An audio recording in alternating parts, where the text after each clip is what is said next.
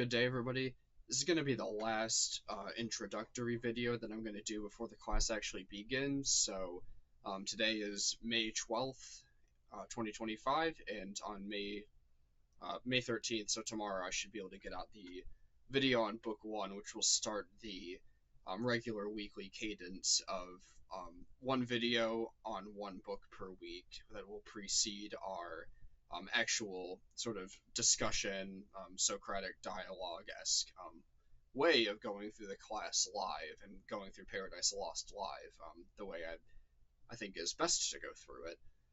So I hope these videos have been really helpful and supplemental to your understanding of the life and thought of John Milton, as well as giving you a nice just overview and context for reading Paradise Lost itself. So with that said, we're going to go into just talking about some of Milton's other works. You may be able to read, I wouldn't really recommend as much reading Paradise Regained or Samson Agonistes. They're a little bit longer, and I would recommend you tackle those after we finish Paradise Lost. But some of the prose works and some of the like poems, sonnets, and elegies I think are good to read throughout the class, and I really do hope to actually incorporate those into some videos as they're relevant to the text of Paradise Lost.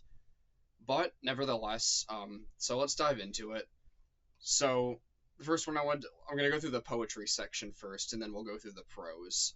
So starting with poetry, Paradise Regained. It's the sequel to Paradise Lost, essentially. So it's really an epic poem, just like Paradise Lost is. But whereas Paradise Lost leaves you with, so Paradise Lost is about obedience in a lot of ways. As we know from the Genesis story, anybody who's a Christian or has ever grown up hearing really almost anything about Christianity knows that the story is that God created Adam and Eve, the first humans, and that they fell, they disobeyed, they took from the fruit of the tree of the knowledge of good and evil, the one command that they were supposed to follow, they disobeyed, right? So it's about obedience being essential to the Christian life, and about how man fails to be obedient. Whereas Paradise Lost foreshadows what's coming in Paradise Regained, right? It's kind of the shadow and the substance, or like the typological connection, right? Where like Paul talks about Christ being the greater and better Adam. And so Paradise Regained is going to be about the one who will come from the seed of the woman to crush the head of the serpent, aka the one who will come and defeat Satan, sin, and death, Jesus Christ. So it's going to be about Christ. It's mostly going to focus on his scene, or the story of him being tempted by Satan in the wilderness. Read through Matthew 4 in the Bible if you want background for that one. But that's really what it's going to be about. And really we see this virtue of temperance, other virtues too. I mean, Christ is the paragon of all the virtues, cardinal virtues, theological virtues. Any virtue you could possibly think of, he was perfect at it, right? He's the telos in a sense, what we aim at as our exemplar for virtue. He's the paragon. So that's really what the themes of Paradise Regained is. It's showing us how Christ did what Adam could not, what we could do not, and saved us when there was no other hope and no other way. So that's really kind of like the theme here, is just showing that, and Christ is kind of really like a model for all of those virtues through this. He's what Adam should have been. And I totally forgot to talk about where you could access some of these works if your edition of Paradise Lost doesn't have them. First of all, the Dartmouth Milton Reading Room, link in the course page. I've mentioned in other videos. You can read anything there. The Riverside Milton, this one right here, this really big book, over 1,000 pages. You can buy it used, hopefully for like 30 or 40 bucks somewhere, maybe even less if you get really lucky. But a new edition is going to be about 100 bucks. So unless you really just have a lot of spare change, I don't know if I'd recommend you buy it new. And then this one right here, the second Norton Critical Edition, that includes the reason for church government and Areopagitica. But really the benefit of that edition is giving you the critical reception. So what prominent literary figures since Milton's time have said about Milton. Little excerpts from that, and I'm hoping to do a video on that actually by the end of this class, or maybe after the class is over. But unfortunately, just haven't had the time yet. So more on that later, perhaps. Okay, so back to the poetic work. Sorry for that shift, a little bit out of order there, but the next epic poem, and this is the third and final epic poem that we will mention, is Samson Agonistes. So essentially, this is, so as it says, it's about the character Samson from the Bible. So the backdrop for that would be Judges 13 through 16 um, in the Old Testament, just like Matthew 4 is the backdrop for Paradise Regained. And this edition I have right here, the Signet Classics, actually has it. You can perhaps find it somewhere else. I can help you find it in an edition if you ask. I will definitely try my best with that. But there's an excerpt in this edition, the Signet Classics, a small little piece that Milton wrote that titled "Tragedy of that sort of dramatic poem," which is, or no, sorry, is of that sort of dramatic poem which is called tragedy. Man, I'm losing it a little, sorry. But what this is really about is Milton's talking about what tragedy is. And what we need to understand about this is this is this is there's a tradition of tragedy, right? So in the poetic tradition, in book 10, the final book of the Republic, Plato essentially kicks the poets out of the Republic. The character Socrates, I should say, kicks the poets out of the Republic, and he poses a challenge that if they can provide a meaningful reason for the poets to be included in the Republic, that he will allow them back into the Republic. Um, I would love to just do a video on the Republic itself, or this entire concept. But basically, all of Western literary criticism is, in a sense, riffing on the response to Plato's question. And the first response to this was in Aristotle's Poetics. I should also say that it's always hard to say what Plato actually believed at times, or whether his views and the views of the character Socrates in his dialogues were identical to Plato's views or not. Again, we can't talk about that here, but the point is that he's posing a challenge whether he actually believed poetry was valuable or not. He's trying to draw, like a great educator and teacher, he's trying to draw great answers out of his students. And the students are us today. They're Aristotle right after his time. They're everybody in between, essentially, Plato and us today in the year 2025. And that tradition, hopefully, I am somewhat hopeful of this, will live on beyond our time, beyond the 21st century, hopefully for many years, many centuries until Christ returns, right? But what Aristotle is saying in Poetics is that a tragedy is really where the protagonist is a character who has one core fatal flaw that serves as their undoing, in a sense. This is very much influenced by the plays of Sophocles, Euripides, and Aeschylus, who Milton himself referred to as the three tragic poets unequaled yet by any, which is also in that excerpt that I mentioned previously.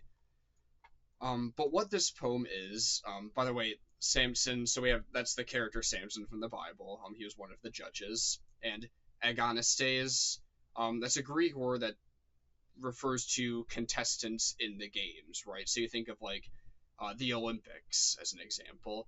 And the way Samson plays into this is he's actually going to be a part of he's going to be a participant in the Feast of Dagon at Gaza. So this is a ritualistic pagan celebration of the Philistine gods at the city of Gaza, which is in the Arabian Peninsula. I think it's on like the northwest side maybe, but definitely look into that yourselves because I can't remember for sure. But he's a contestant in the games, but the whole story takes place after Samson. If you don't know Samson, he took a Nazarite vow and God endowed him with essentially like superhuman strength, and he can't cut his hair. So eventually he's tricked by his wife Delilah into cutting his hair. He loses his strength, and the Philistines essentially capture him and bind him. Kind of makes you think of like the scene where Aslan is bound in The Lion, the Witch, and the Wardrobe. Of course, that was willful in a sense and was not a result of imperfection or disobedience as Samson's was. There's obviously some discontinuities there, but kind of parallel in terms of like how you can imagine the scene. And so that's most of this dialogue is basically taking place with Samson in prison and various people visiting him. I can't remember which Platonic dialogue it is. It might be it's Credo, I believe. Again, double check me on that one, but I believe it's Credo, where it's after Socrates has been condemned, after he gave his apology, and his friends are visiting him, trying to convince him to leave, basically, and he won't. Again, not completely 100% parallel there, but the setting and the dialogue is absolutely reminiscent of that in a sense. But with that being said, this is a tragedy. We have background of Agonistes, we have some background on Samson, and it is a closet drama. So it is a play or a drama that is written and it's not meant to be performed on stage. So this wasn't meant to be a play. It wasn't meant to be performed in the same way as the Oedipus cycle of Sophocles would be, the three Theban plays, if you may, or the Orestia by Aeschylus, right, or any of Euripides' plays, like Medea being one of the most famous ones of those, maybe the most famous. The closest thing we can think to this would actually be Hamlet. It's in the scholarship, people would argue Hamlet was meant to be performed. Some people would not, but it's really arguably a closet drama because Hamlet is about double the length of all of Shakespeare's other like second and third and fourth longest plays. So, and it's just so complicated in a lot of ways in terms of just writing style, character motives, all of that. So it's kind of reminiscent of that in a sense. That's really what a closet drama would be considered. So really, Samson in this poem, he's blind. They put his eyes out, which I believe is in scripture, if I'm remembering correctly. But nevertheless, it kind of is reminiscent of Oedipus, Oedipus at Colonus, which is the sequel to Oedipus Rex, where Oedipus has fallen. He's been removed from the leadership position of the city-state Thebes, and he goes blind. He actually gouges out his own eyes. More on that later. We'll have to talk about that another time. But in Oedipus at Colonus, he's blind and he's living in exile, and this is kind of similar in a way. Samson had a fatal flaw here. He falls. He lacks judgment in the motives and intentions of Delilah, and just as Oedipus's fatal flaw was arguably hubris and not listening to Tiresias the blind prophet or his wife Jocasta warning him to not seek this prophecy out further, Samson has a fatal flaw that leads him to the setting of this play as well. There's a really fascinating scene in this too, where Delilah is visiting Samson in prison and trying to explain herself her motives, saying she was tricked by the Philistines, that she truly did love him and didn't want to deceive him. He does not accept that. He basically just rejects all of that and tells her to leave, and she does, but it poses a lot of interesting questions of, was Delilah really deceived? Was she actually genuine? Could she have been kind of like a convert to the Israelite religion, which is Judaism, but ultimately Christianity, if it's understood correctly. And those are interesting questions, right? So I recommend that one. Those are Paradise Regained and Samson Agonistes are much shorter than Paradise Lost, so you can read them in one sitting if you really wanted to, but even a couple of sittings is fine. It'd probably take a couple hours to read each of them, so at most. Anyway, so just moving on from there, there's a lot more we could say about that. A lot of references, honestly, riffing off of that classical Athenian dramatic tradition, but maybe more on that another time. So those are his really lengthy poems, his epic poems. Maybe arguably even Samson Agonistes is more of like a narratival poem or a Socratic dialogue, or just like a Athenian drama, just depending on how you classify that. But he wrote short poems, he wrote sonnets, elegies, all different types of just short works, things that you could really sit down and read in a couple of minutes, if not less, and reread and reread and reread and meditate on and digest, and you get the point. That's my plug for don't just like graze over a poem and think you've got the meaning. You probably don't. That's kind of the point. Poetry is, most poems are short, but they're incredibly dense, and that's what these are. So his 1645 poem El Allegro that's Italian for the happy man, and essentially it's a pastoral poem. It doesn't mean that it's a poem written by a pastor like you would think of, like John Donne or George Herbert or George MacDonald, right? These were Englishmen. George MacDonald, a Scotsman, who were in the clergy, who also wrote poetry and were literary enthusiasts. But a pastoral poem just means it's pertaining to agrarian quality and agrarian setting, really reminiscent and in a romanticizing the agrarian life, for better or for worse. And this was really common to write these kinds of things in the Renaissance. The Latin Roman poets in the classical world certainly wrote a lot of these. Virgil himself even wrote one, as I had mentioned in the first video.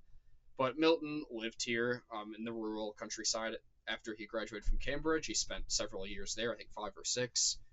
And so he was likely very much wrote this in this time, or was at least reminiscing on this time and inspired by it. The poem is really about moderation and temperance in a lot of ways, and just the ideal life in just living in the rural, simple life. So if anybody's familiar with the poet Wendell Berry, and if you're not, you should really look him up. He's still living to this day. He's essentially he's a very well-read man who's also he's like a agrarian farmer in Kentucky, but he's also very well versed in the literary canon, and he writes a lot of poems and essays about this kind of idealizing the country mouse lifestyle, referencing to Aesop's fables. There, really the agrarian lifestyle over the city in a lot of ways. Really rich. I'd recommend checking him out sometime. A lot of wonderful work there. Even if you're a city mouse in a way like I am. Okay, another one is Lycidas. So that was written in 1637, so even earlier in Milton's life. And this is what's called a pastoral elegy. So it's kind of, think almost like a funeral. It's almost like, whereas like a dirge is like a song of lament and funeral-esque qualities, elegies are characteristic of lament and usually making some sort of lamentation for somebody who has died. And specifically, Milton dedicated this to his friend Edward King, who had died in a shipwreck that very same year. And there's some allusions here of the name Lycidas. That was obviously not his friend Edward King's name, but this is a man in Book 9 of Herodotus's Histories. Herodotus was basically like the first historian in like the classical world. He was an ancient Greek man. And Lycidas was a man who was said to be stoned to death for suggesting a compromise with Persian King Xerxes, who they were in conflict with at the time. Lycidas is also a name used in Virgil's poems multiple times, so I can't remember exactly where, but it's definitely referenced in Virgil more than once. And then in Ovid's Metamorphosis, of course, Virgil and Ovid being massive influences on Milton. Lycidas is a centaur in Ovid's Metamorphosis. And then Lucan, another really famous poet of the classical world as well, mentions a man named Lycidas dying on a ship. Perhaps this was a direct inspiration from his poem Pharsala, because Milton's friend died in a shipwreck. Lycidas in Lucan's poem died on a ship. That was probably the most likely inspiration, but I haven't researched it enough to know how much of each of those influenced him. But it's a funeral elegy, really interesting to just kind of hear how he just laments the loss of a friend, in a sense, simply. Maybe it's something you've gone through before. It's certainly a very tragic thing, especially for those who passed away at a younger age. Another poem would be Comus. This was written in 1634. For some reason, I outlined these, and it makes sense to me now. It doesn't make sense to me now that I'm kind of like working backwards in time. So please forgive me for that oversight. But Comus is a masque or a masque. This is a courtly poem that's meant to be performed with music, singing, dancing, and usually acting and drama, usually involving stage design and costumes as well. So it's kind of like a musical in a sense, like a medieval musical in a lot of ways. Typically performed for princes in the Middle Ages. Shakespeare's comedy A Midsummer Night's Dream certainly plays on this with the characters Pyramus and Thisbe. In Renaissance England, though, this was also very common. There's a Mask of the Seven Deadly Sins in Spenser's The Faerie Queene. That's in Canto 4 of his first book of that epic poem. And then they were also popular in England and Scotland in this time, particularly throughout the kind of like the after like the Bloody Mary, after the time of like Bloody Mary, throughout like England and Scotland, it kind of became more popular. So like after like the 1550s, essentially. Another poem is on the morning of Christ's nativity. So this is really in the tradition of Christian poets like John Donne, Richard Crashaw, and George Herbert. They were all major English poets whose works were circulating around the time of Milton. They all preceded him in the English literary tradition, but not by much, just a few decades. For the most part, they were pretty much on the level of popularity as Shakespeare, and their influence was by today's point, Shakespeare is by far the most influential. But in Milton's time, they were maybe equally influential or comparably influential as Shakespeare was on that late Renaissance, early Restorationist English literature. And the theme in this one is really the link between the nativity of Christ and salvation. So the incarnation begins with the Immaculate Conception of Mary. It begins with nativity, and humanity is ultimately saved through God becoming a baby in a sense. And if that's confusing to you, perhaps we could talk about another time. I'm speaking in Chalcedonian terminology there, which is how the patristic church or the early church understood and confessed the relationship between Christ being fully God and fully man. But another time with that. But there's really a link there. He's linking nativity with our ultimate salvation. With Christ came, he was a baby, like he was a child. He grew up, and all these things happened before crucifixion and resurrection, which really sealed and finished the salvific work in a sense. Another poem, really short one, but really important, and this is paying homage to Shakespeare. It's literally called On Shakespeare. So there's no twists or turns there. There's no secrets. It is about Shakespeare. It's about really how the legacy of one living on through their works is basically the greatest legacy that you could have. He talks as if one of my favorite quotes in this poem, probably my favorite quote in the quote, would be he says that kings for such a tomb would wish to die. You think of like Roman emperors, you think of kings of such, and there might be many people in our world today who might not even know who King Henry VIII is, to be honest. They might not know who Emperor Marcus Aurelius is.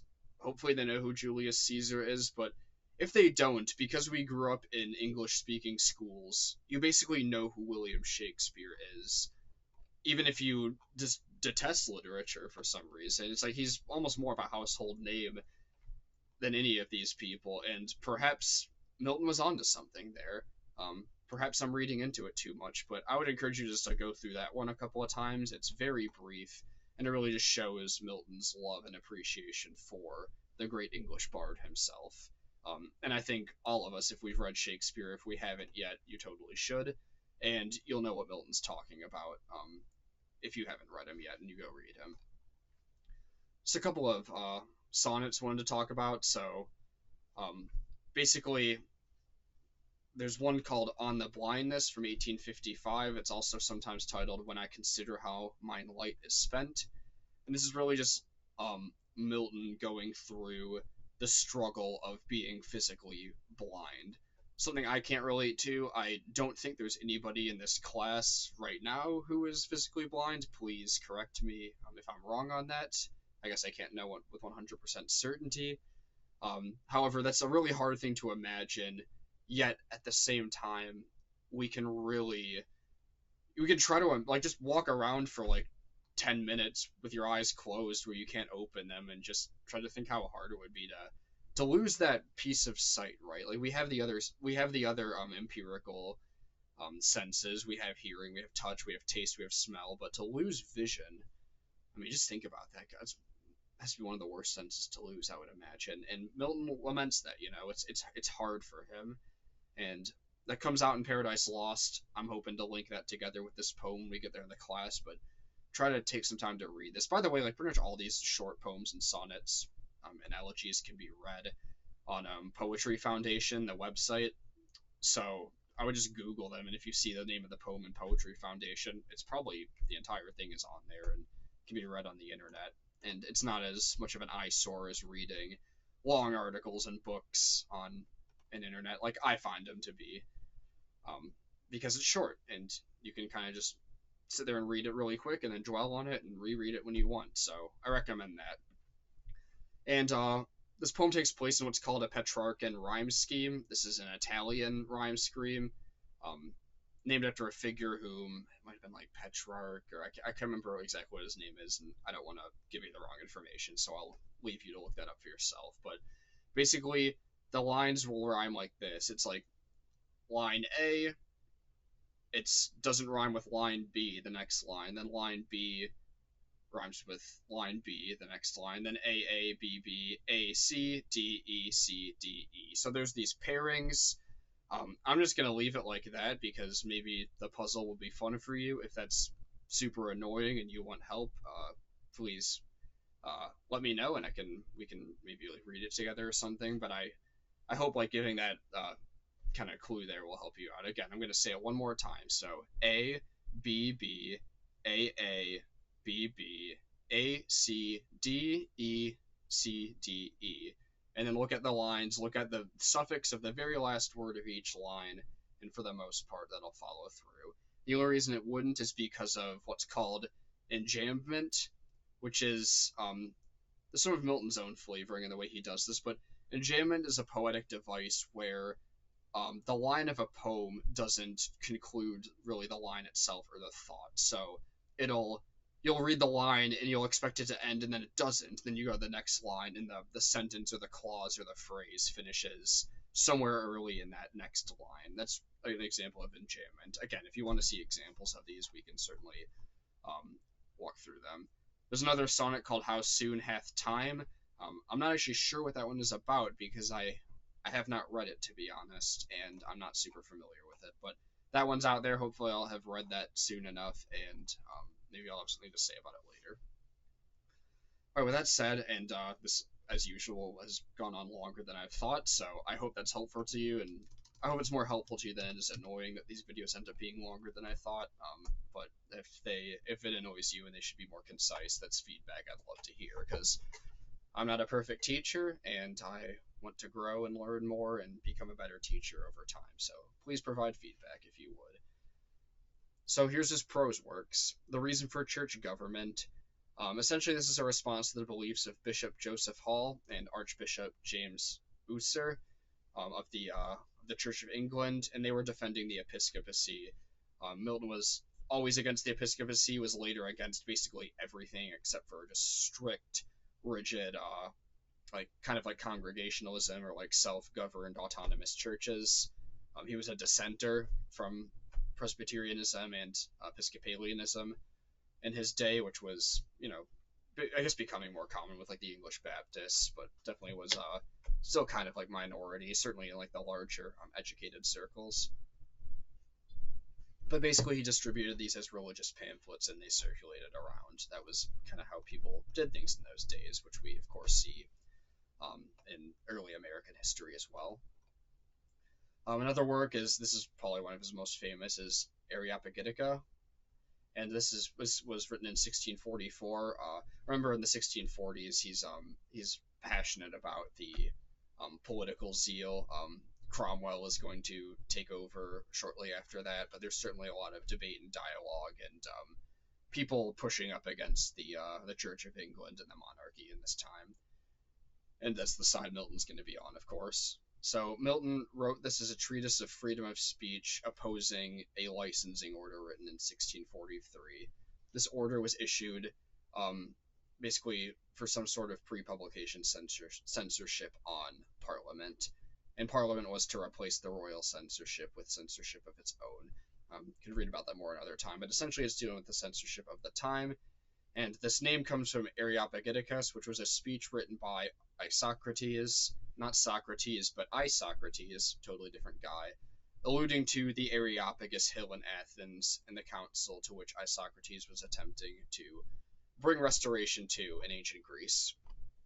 This could potentially also be a reference to Acts 17, which is kind of like a commonly cited apologetics passage in the New Testament, where Saint Paul is disputing the pagan philosophers. I believe it mentions the Stoics and the Epicureans by name, and he's disputing them at the Areopagus. That's specifically a place in Athens. So it might be a reference to that in some way as well. It would be interesting to look at those parallels. But in this treatise, moving on to the next one, of Education in 1644, it's a treatise that Milton describes as ideal education for youths. If you haven't watched my video on this, I will recommend that, because I almost talk about this ad infinitum in a sense, where I say a lot about it. I kind of walk through the entire plan there, and I really singled that one out as a prose work that I really wanted to talk about, probably because I'm an educator and I'm passionate about that, and actually I think there's a ton of wisdom to glean from that. So go watch that if you're interested in that topic. It's okay if you don't, by the way. None of this is obviously required, but I'm not going to say anything further about that since I did dedicate a whole video to it. And the last one would be De Doctrina Christiana, though we don't know that if it was written by Milton, and I hope it wasn't written by Milton, to be honest. And if it was, I hope it was just him playing around with an idea rather than something he actually believed, because it's definitely a heretical document. It's Arian. It subordinates the role of the Son in the Trinity. It basically commits the same errors that the Arians committed throughout the 4th century in church history, especially out like in the Eastern world, like Asia Minor, like around like Constantinople, Antioch, all of that, and other parts of the empire too. But that's where it was dealt with.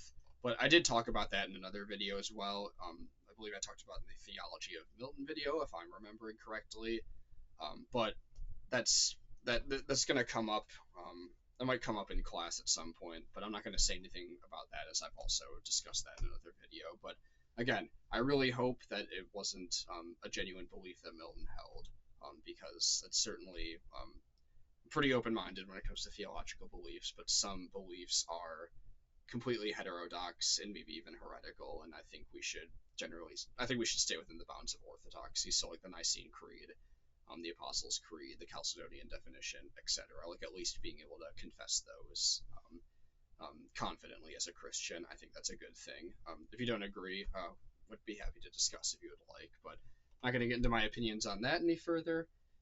Those are pretty much all the works that I had listed. This isn't an exhaustive list, so there's more Milton that you could read, but these are probably his most important and most known works. So I hope you enjoy exploring those on your own time. Please feel free to ask me questions about them, and I am forever a student of Milton too, so I'm never claiming to be an expert on these, just like I'm not an expert on Paradise Lost, but I'm a fan, and if you're a growing fan of Milton and are interested in these and want to talk about them, please feel free to reach out and ask questions or bring something up at any given time, and I'd be happy to discuss.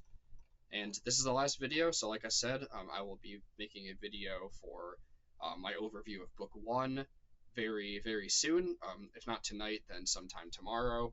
And then hopefully in the subsequent weeks, I'll have the videos out at least a couple days before class. But really, really, really looking forward to this class, to talking to you all more this Wednesday, 2 days from now. And just really excited about this and appreciate the opportunity. So thank you, everybody. Have a good day, and God bless.